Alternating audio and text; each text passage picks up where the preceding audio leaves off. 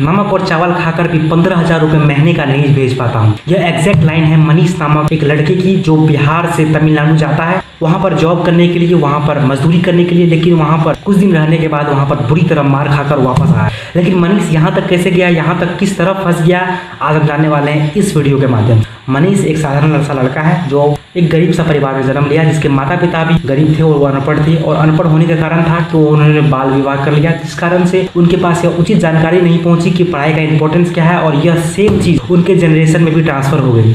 मनीष भी पढ़ाई लिखाई में ध्यान नहीं देता था, उसके सारे दोस्त भी उस तरह के मिले जो पढ़ने लिखने में बिल्कुल ध्यान नहीं देते थे। हालांकि मनीष सरकारी स्कूल में इनरोल जरूर किया हुआ था, लेकिन वहाँ की सुविधाओं का फायदा वहाँ के अशिक्षित शिक्षक उठा रहे थे। आप फंड की बात करें और बिहार इस चीज़ में हमेशा टॉप पे रहा है। आप अगर बात करें डेवलपमेंट फंड की, तो यहाँ पर डेवलपमेंट फंड जरूर से आते हैं, लेकिन आपको इसका एग्जाम्पल ध्वस्त पुल दे देगा, जहाँ पर अररिया में बहुत सारे पुल गिर गए, बनते हुए पुल यहाँ पर गिर जाते हैं। तो मनीष इस स्थिति में इस तरह से फंस गया कि अब उसे शराब की बुरी लत लग गई, नशे करने की लत लग गई। वहाँ के सरकार लोगों ने इतनी ज्यादा कास्ट बेस्ड पॉलिटिक्स की बहुत सारे घोटालों में सामना करना हो गया। इस तरह से सरकार ने वहां का सारा मोमेंटम को खराब कर दिया, जिस कारण मनीष जैसे लोग बहुत ज्यादा जनरेट हो गए। और मनीष की बात करें तो वह शराब के नशे में दुष्ट हो गया। लेकिन जब वोट देने की बारी आई तो मनीष ने क्या किया, वो अपने इन्हीं हाथों से 500 रुपए की नोट पकड़ी और एक अंग्रेजी शराब की बोतल पकड़ी। वह उंगली उन्होंने सपोर्ट किया चारा घोटाला में, और इन जैसे समेत कई घोटालों में उन्होंने अपनी उंगली से सहायता करी। यह देखकर वहाँ की महिलाओं ने इसका विरोध किया। तंग आकर वहाँ के गवर्नमेंट ने वहाँ पर एक स्ट्रिक्ट एक्शन लिया, जिससे शराब को बंद कर दिया। बिहार के लिए यह एक प्रमुख स्रोत था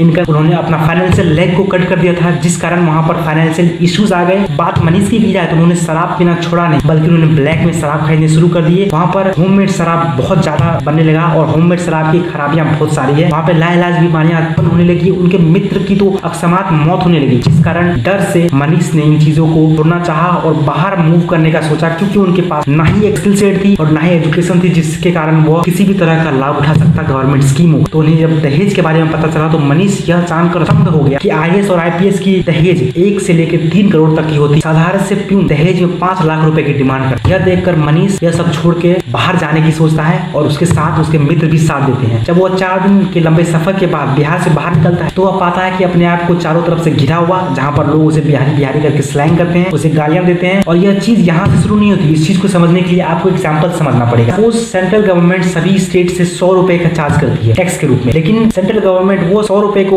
उस आदमी को देना चाहती है जिसको सबसे ज्यादा जरूरत हो। जैसे बिहार में जहाँ पे सबसे ज्यादा गरीबी है, यहाँ पर बिहार को 208 रुपए अलॉट किए जाते हैं। वहीं पर साउथ के कुछ ऐसे स्टेट्स हैं जहाँ पर बस 100 रुपए के बदले में 13 रुपए मिलते हैं। और यह एक वहाँ पर पॉलिटिकल एजेंडा बन जाता है, जहाँ पर वहाँ के ऑपोजिशन ऐसे नारे लगवाते हैं कि एक बिहारी 100 बीमारी, और वो ये दावा करते हैं कि बिहारियों द्वारा लूटा हुआ पैसा उसे वापस लिया जाएगा, जबकि यह पैसा लूटा हुआ नहीं है, वहाँ के सेंट्रल गवर्नमेंट ने उसे अलॉट किया। और यह लोगों के दिमाग में इस तरह से फिट हो जाता है कि लोग इस चीज को मान बैठते हैं कि बिहारी ने उनका पैसा खाया है। इस तरह की धारणाएं उनके ब्रेन में बस जाती है, और यह एक नेवर एंडिंग साइकिल में टर्न हो जाती है। लेकिन क्या बिहारी हर बार सही होते हैं? नहीं, ऐसा नहीं होता। चलिए इसे भी एक एग्जांपल से समझने की कोशिश करते हैं। लेट्स सपोज मनीष का एक दोस्त है और वो उसे जॉब की तलाश, तो मनीष को आकर बोलता है कि भाई मेरी भी किसी तरह से यहाँ पर अपने साइट पर मजदूरी लगवा दी। मनीष अच्छा दोस्त की भी जॉब वहां पे लग जाती है। मनीष का दोस्त उसके ठेकेदार को बोलता है कि मुझे इमीडिएटली महीने भर की एडवांस सैलरी चाहिए, क्योंकि मेरे घर पे कुछ प्रॉब्लम आ चुकी है। ठेकेदार भी बिना कुछ उचित सवाल जवाब किए उसे डायरेक्ट पैसा दे देता है, क्योंकि मनीष उसका गारंटर। अब अगले सुबह यहाँ पर होता क्या है कि मनीष का वह दोस्त वहां से गायब हो जाता है। मनीष को बहुत जोरों शोरों से मारा जाता है, और यह बात देखकर बिहारियों का इमेज यहाँ से खराब होने लगता है। लेकिन जब आप इस चीज को किसी न्यूज पे, किसी आर्टिकल पे देखोगे तो यह बात इस तरह की स्ट्रेट फॉरवर्ड नहीं होगी। वहां पर इस तरह के हेडलाइंस मिलेंगे, वहां पर यह लिखा होगा कि बिहार वर्सेस तमिलनाडु। यह एक नेवर एंडिंग साइकिल में टर्न हो जाता है। लेकिन यहाँ पर एक सवाल उठता है, क्या मनीष मार खाने के बाद फिर से तमिलनाडु जाएगा? अगर मेरी माने तो मनीष को दोबारा तमिलनाडु नहीं जाना चाहिए। लेकिन इस चीज को सर्च करने के लिए बिहार गवर्नमेंट को कुछ इंपॉर्टेंट स्टेप्स उठाने पड़ेंगे। तो सबसे पहला स्टेप होगा इसमें बिहार को अपना खुद का इनकम सोर्स जनरेट करना होगा। इनकम सोर्स जनरेट करने के लिए अपने आप को टूरिज्म की तरफ पुश करे, कुछ भी करके बिहार को अपना खुद का इनकम का सोर्स डेवलप करना पड़ेगा। साथ ही साथ बिहार को सरकारी जॉब्स को उतनी महत्वता कम देनी पड़ेगी, और स्किल बेस्ड जॉब को ज्यादा प्रोत्साहन देना पड़ेगा। यहाँ पर स्टार्टअप कल्चर को इंट्रोड्यूस करना पड़ेगा, जहाँ पर अच्छे लोगों को अच्छे अमाउंट्स में इंसेंटिव दिए जाएंगे। इस तरह से बहुत सारे जॉब्स क्रिएट होंगे, ताकि कहीं आगे चलकर फ्यूचर में मनीष से लोग और कहीं बिहार के बाहर न जाए, तो वहां से पीट पाट कर न आए।